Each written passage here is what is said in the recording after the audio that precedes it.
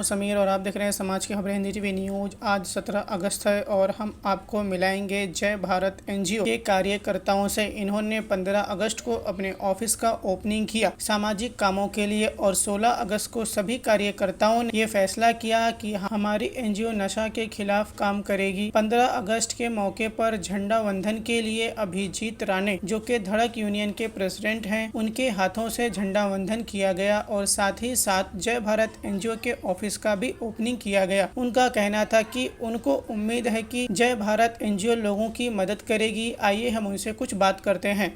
सभी पदाधिकारी और मेरे करीबी मित्र चांद सिद्दीकी अनेक वर्षों से सामाजिक कार्य में और आरटीआई एक्टिविस्ट के रूप में हम उनको जानते हैं।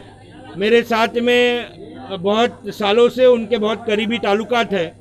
आज उन्होंने मालवनी स्थित 7 नंबर में जय भारत एनजीओ का ऑफिस यहाँ पर उन्होंने इनॉग्रेट किया मेरे हाथों से। मुझे यहाँ पर बुलाया, मेरे सब साथियों को बुलाया।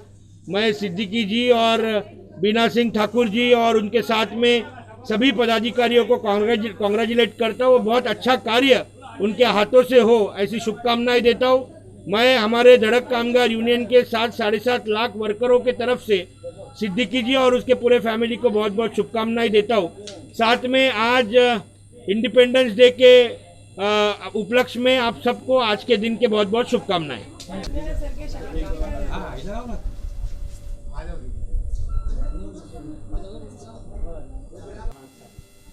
हेलो फ्रेंड्स, मैं हूं समीर, आप देख रहे हैं समाज खबरें हिंदी टीवी न्यूज़। आज हम आए हैं मालवनी मलाड वेस्ट में गेट नंबर 7 जय भारत एनजीओ के ट्रस्ट में। यहाँ के प्रेसिडेंट से हम कुछ बात करेंगे कि इनका क्या मोटिव है एनजीओ चालू करने का, ये किस मुद्दे पे लोगों की सहायता करने वाले हैं। तो सर, हम आपका नाम जानना चाहेंगे पहले। सिफाक अहमद सिद्दीकी नाम है और मैं इस चैनल के माध्यम से कुछ बोलना चाहता हूँ। सबसे पहले तो मैं इस समाज की खबरें का मैं धन्यवाद करना चाहता हूँ कि इन्होंने मुझे इस लायक समझा और मुझसे पूछ रहा सवाल। मेरा एक ही मकसद है कि मालवनी में जो ऑफिस खोलने का हमारा मकसद है कि नशा मुक्ति यहाँ पे काफ़ी तादाद में लोग बच्चे ख़राब हो रहे हैं। युवा पीढ़ी के बच्चे बहुत नशे के हालत में उनके एकदम भविष्य ख़राब हो रहा है। तो उसके खिलाफ मैं नशा मुक्ति के खिलाफ रैली निकालता रहता हूँ, लोगों को घर घर जाके देखता रहता हूँ। और मालवनी पुलिस स्टेशन में कितने बार मैंने रैली निकाला और लेटर भी दिया। क्या कोई कार्रवाई हुई इसके ऊपर लेटर देने से या आपके रैली निकालने से कोई कार्रवाई हुई अभी तक? हाँ, और वहाँ का पुलिस हमारा डायरेक्ट कालापाट साहब के हमने लेटर दिया था जिसमें अशोक साहब करके उन्होंने बोला ठीक है मैं कार्रवाई करता हूँ। तो कुछ पेपर बना के 4-5 आदमी के ऊपर कार्रवाई हुई थी। क्या क्या नाम था जिस पर कार्रवाई हुई है, किस किस पर हुई है? वो नाम तो हमको नहीं मालूम पड़ा, बुलाए थे लेकिन मैं उस टाइम था नहीं वहाँ पे। मुझे बुलाया गया था कि 4 आदमी के ऊपर केस किया हूँ। तो पवार साहब ने मुझे बुलाया था तो मैंने बीना सिंह मैडम को भेजा था, बोले जाके आप देख लो, मैं थोड़ा बाहर हूँ। ऐसा कार्रवाई हुआ था उनके ऊपर। जैसे इस टाइम कोरोना का टाइम है जी, तो कोरोना का जो समय है महामारी का, उसमें आप लोगों को किस तरह से मदद करने वाले हैं, सहायता करने वाले हैं? देखिए कोरोना तो ऐसा पूरे विश्व में फैला हुआ है, लेकिन हम हमारे देश के बारे में हम बात करना चाहते हैं कि गरीब जनता बहुत ज़्यादा परेशान हो गई है। हम लोग हमारी पूरी टीम के साथ उनको घर घर राशन पहुंचाया जा रहा है और हम उनको जो भी हो रहा है सब्जी से लेके दाल चावल आटा सब घर घर उनके लिए दे रहे हैं। हम लोग हमारी पूरी टीम काम कर रही है। आपका कितने लोगों की मदद की आपने, कितने लोगों को राशन दिया है? हमारे कम से कम 700-750 पब्लिक को हमने राशन पहुंचाया। हमारे पास पूरा लिस्ट है उसकी। 700 लोगों को आपने राशन पहुंचाया। एक जो किट होती है उसका कॉस्ट क्या आता है आप लोग? उसका 5 किलो चावल रहता है, 5 किलो आटा रहता है, 1 किलो दाल, 1 किलो तेल और 1 किलो शक्कर, 1 किलो नमक, 1 हल्दी के पैकेट और 1 चाय पत्ती। इसका कॉस्ट क्या आता है आपको? कॉस्ट इसका आता है 570 रुपये बैठता है इसका। तो आप ये जो करते हैं लोगों की मदद, जैसे 700 लोगों की आपने मदद की जी, तो इसका जो फंडिंग होता है वो कैसे आप लेते हैं? आपके एनजीओ के लोग मिलकर करते हैं या बाहर से फंडिंग? नहीं, फंडिंग हमको बाहर नहीं, हमारी पूरी टीम है, आपस में मिल बांट के हम लोग करके ले लेते हैं। हमारी टीम है और कुछ हमारे व्यापारी लोग हमको सपोर्ट थोड़ा बहुत कर देते हैं। वो लोग हमारे काम के देख के वो लोग हमको व्यवहार में सपोर्ट करते हैं। अभी जैसे स्कूल का टाइम चल रहा है, हाँ। स्कूल में बच्चों लोग को ऑनलाइन पढ़ाई कराया जा रहा है। हाँ। कुछ बच्चों की फीस नहीं है जिसको ऐप में से उनको हटा दिया जाता है कि उनको लिंक नहीं दिया जाता पढ़ाई के लिए। हाँ। और कुछ बच्चे तो ऐसे हैं बेचारे जो इस गरीब इतने ज़्यादा हैं कि उनकी फैमिली की कैपेसिटी नहीं एक मोबाइल एंड्रॉइड लेके दिया जाए, तो वो कैसे पढ़ाई करेंगे? इसके ऊपर आप कुछ करने वाले हैं अभी? देखिए सरकार से कोई मांग है आपकी? देखिए हमारा ये तो सबसे पहली बात है कि बहुत दुर्भाग्यपूर्ण है, इनको करना नहीं चाहिए। मेरा एक ही कहना है, सरकार से डिमांड है कि शिक्षा मंत्रालय से जब आदेश आया है कि अब कोरोना के वक्त, कोरोना जब तक चलेगा तब तक फीस ना लिया जाए, लेकिन उसके बावजूद भी मैनेजमेंट फीस मनमानी तरीके से ले रहे हैं और लेने के बाद उनके पेरेंट्स जो हैं, उनके माँ बाप, उनको बहुत दिक्कत आ रही, तकलीफ आ रही है। यहाँ तक वो लोग बेचारे जाके बर्तन चूल्हा करके फीस भर रहे हैं। ये नहीं होना चाहिए, इसके खिलाफ मैं आवाज़ उठाऊँगा। आज इंडिपेंडेंट दिन है, इसलिए मैं कुछ नहीं बोला। इसके एक हफ्ते बाद हम इसका मुहिम छेड़ेंगे। और जैसे अभी दूसरा भी सवाल है, हाँ। लोग ज्यादा परेशान है लाइट बिल से। जी। कोरोना काल जब से स्टार्ट हुआ है, रिलायंस की तरफ से कोई भी रीडिंग लेने नहीं आया। रिलायंस ने, अडानी ने, बीएसटी ने, जहाँ जहाँ अलग अलग जो डिपार्टमेंट्स की लाइटें हैं, वो डिपार्टमेंट ने ऑटोमेटिकली विदाउट रीडिंग सबको बिल भेजा हुआ, जो कि डबल टिबल है। जो लोग परेशान, उनके लिए आप कुछ करना चाहेंगे? देखिए, इसके खिलाफ जो है काफ़ी पार्टी, काफ़ी तादाद के लोग किए, लेकिन उन लोग का अपना डिमांड रखे। लेकिन मैं एक संस्था के माध्यम से कहता हूँ कि इसका हम लोग जो है घोर विरोध करूँगा और इसके खिलाफ प्रदर्शन करूँगा। और वहाँ पे जाके MIDC या चार को हम लोग वहाँ रैली निकालेंगे इसके खिलाफ कि बिल गरीबों का कम होए। कब करने वाले हैं ये करीब आएगा 1 हफ्ता पकड़ के, वो भी चलो। ये मुहिम सब साथ में ही छेड़ेंगे हम लोग, 2-2 दिन गैप करके छेड़ेंगे। आपके संस्था में कितने लोग हैं? हमारे संस्था में कम से कम 1500 के एक्टिव मेंबर हैं और 3-3.5 सदस्य मेंबर हैं। 3-3.5 या 3-3.5 3,000 पकड़ लो, 3,000 मेंबर मेंबर्स हैं। हाँ सदस्य हैं और एक्टिव मेंबर 1500 से 1800 के बीच। आपके बॉडी मेंबर्स का नाम बताना चाहेंगे? 12 लोग जो होते हैं आपके। बॉडी मेंबर में हमारा है सिफाक अहमद सिद्दीकी प्रेसिडेंट है, फिरोज खान जो है ट्रेजर है, और अफजल शेख करके जनरल सेक्रेटरी है, और बाकी सब सदस्य हैं। बाकी उनके सदस्य नाम तो बताइए आप। उनके फरहान नाम है, फरहान से खान नाम है, और इमरान खान नाम है, और पूरा नाम दीजिए, उनका हाँ, डिपार्टमेंट दीजिए कि वो क्या संभालते हैं। इमरान अभी कहाँ है, उन्होंने क्या सहयोग किया कोरोना में? उन्होंने काफ़ी तादाद में पब्लिकों का काम कर रहे हैं, जो राशन वासन बांटने का सब काम उन लोग चल कहाँ उन्होंने अब तक किया? उन्होंने जोगेश्वरी में किया, बांद्रा डिस्ट्रिक्ट में भी किया। हमारी टीम अच्छी काम कर रही है। आप क्या काम किया जाता है? बाकायदा आपका मिनट बुक इस्तेमाल किया जाता है? बिल्कुल किया जाता होती है, पूरा एंट्री के साथ में होता है, मिनट बुक होता है। हम बराबर वहाँ पे ऑडिट, हमारे NGO को ऑडिट बराबर टाइम टू टाइम करते रहते हैं। हम पूरा लीगल प्रोसेस में काम सब करते रहते हैं। आपके डॉक्यूमेंट से किस प्रोसेस पे, किस एम पे रजिस्टर किया गया है कि आप किस फील्ड में काम करेंगे? मेडिकल है, हेल्थ है? देखिए, हमारा सबसे पहला एजेंडा है कि एजुकेशन बच्चों के लिए ये रजिस्ट्रेशन में आपने क्या क्लॉज दिया हुआ है? हाँ, मैंने बायोलॉजी में दिया है कि एजुकेशन के लिए करने का, सामाजिक स्तर पे काम करना है, और संस्कृति का, ये चीज़ हमारा है मेन फंडा। लोगों के जनहित में काम करना, ये हमने लिया। मेडिकल का भी लिया गया है। आपने कब इसका रजिस्ट्रेशन कराया था? 2000 आपको ऐसा दिल में आया कि लोगों की मदद करने के लिए NGO खोलना चाहिए? मैंने उससे पहले भी सामाजिक स्तर पे काम करता था, लेकिन मेरे मन में आया कि नहीं, अपना खुद का करवाओ, लोग सब मिल के काम करें। 2012 में मैंने कराया। 2012 आपका रजिस्ट्रेशन। हाँ। इसके पहले आपने किसी NGO में जुड़ के काम किया है? नहीं, NGO में नहीं था, मैं पार्टी में था। कौन सी पार्टी में थे आप? राष्ट्रवादी पार्टी में तालुका अध्यक्ष था, कहाँ से? जोगेश्वरी से। जोगेश्वरी से। मतलब इसका कि पहले आप जोगेश्वरी में रहते थे, मलाड में नहीं रहते थे? नहीं, मालाड में नहीं रहता था, लेकिन कम समय में मैंने यहाँ पे काफ़ी लोग को बनाया अपना, क्योंकि मेरा काम बोलता है। मैंने काम किया, लोग मेरे साथ जुड़ते गए।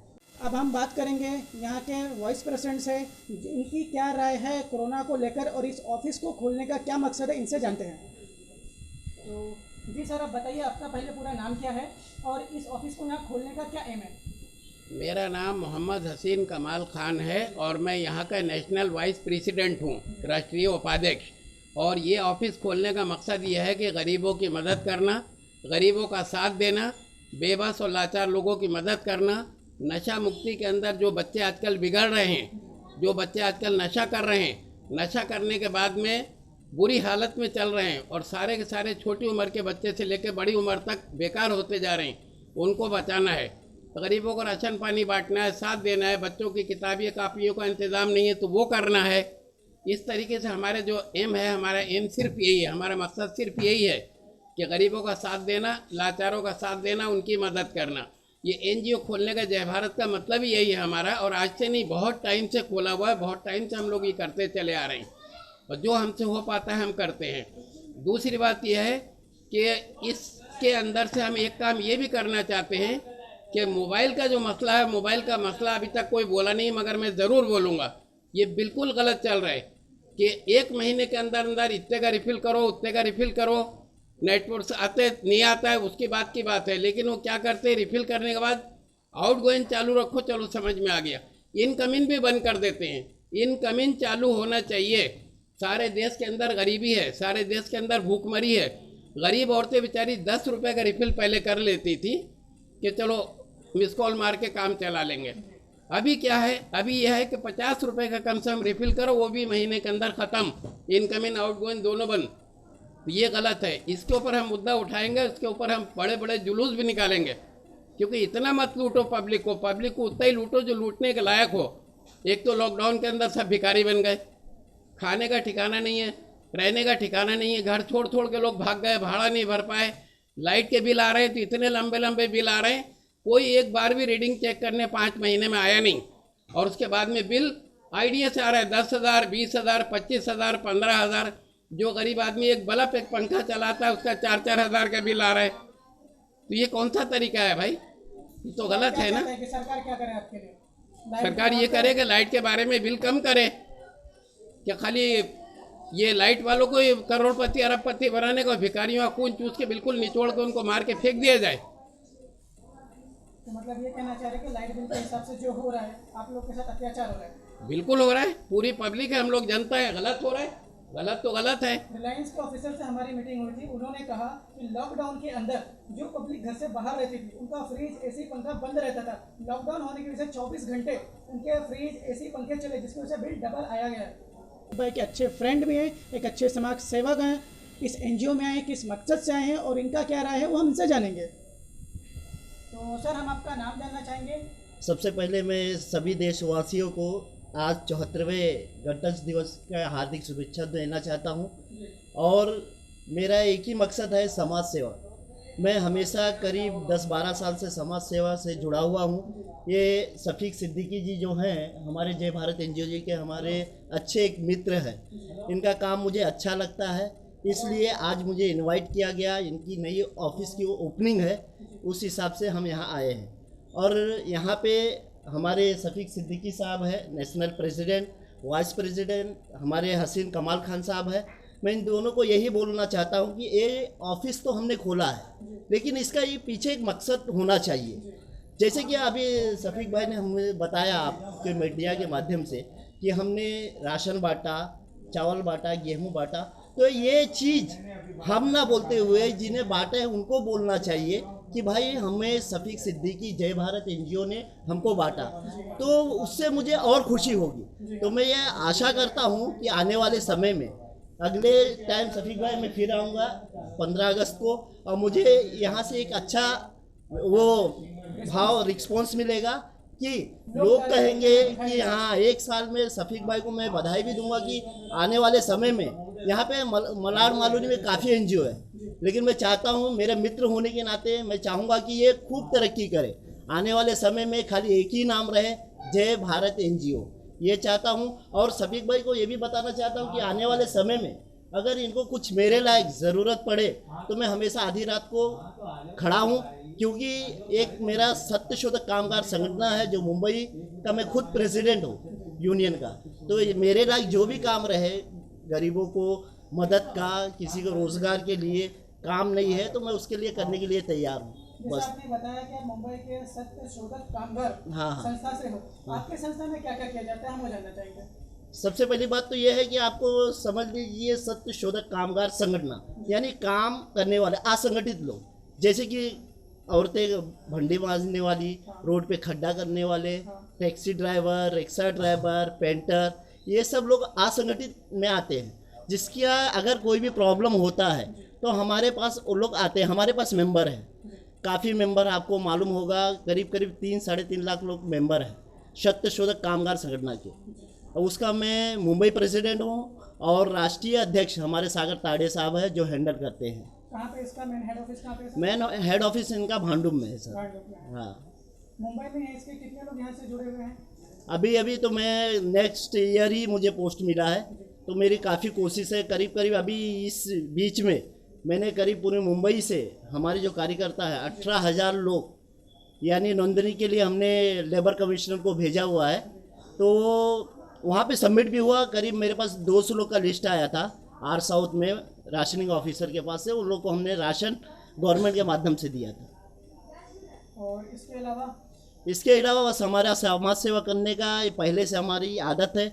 हम हॉस्पिटल के काम करते हैं और ये भी हमको काफ़ी कोऑपरेट करते हैं। कभी हमको ज़रूरत पड़ा तो इनकी भी मदद लेनी पड़ती है शफीक भाई की। तो हुआ संगठन में काम, तो संगठन में तो किसी को सैलरी प्रोवाइड नहीं की जाती। नहीं बिल्कुल। आपके जीने या आपके परिवार के लिए आप क्या बिजनेस करते हैं? आपका पर्सनल बिजनेस क्या है? सर मेरा पर्सनल बिजनेस आज से नहीं है। मैं वेस्टेज का कारोबार करता हूँ, जैसे कि मतलब समझ में नहीं आया। ये पुट्ठा पेपर जो दुकानों पे निकलता है वो लाता हूँ, उसको मैं स्क्रैप यस स्क्रैप कहाँ का। पे है ये आपका शॉप या ये मेरा नाला सुपारा में नाला सुपारा से आप यस ऑपरेट कर रहे हैं? यस। और जैसे बहुत से लोग इसमें परेशान रहते हैं हाँ। कि 15 अगस्त क्या है हाँ। और 26 जनवरी क्या है, हाँ। इसको जरा क्लियर करेंगे। 15 अगस्त का मतलब ये है कि सर इस दिन हमको आज़ादी मिली।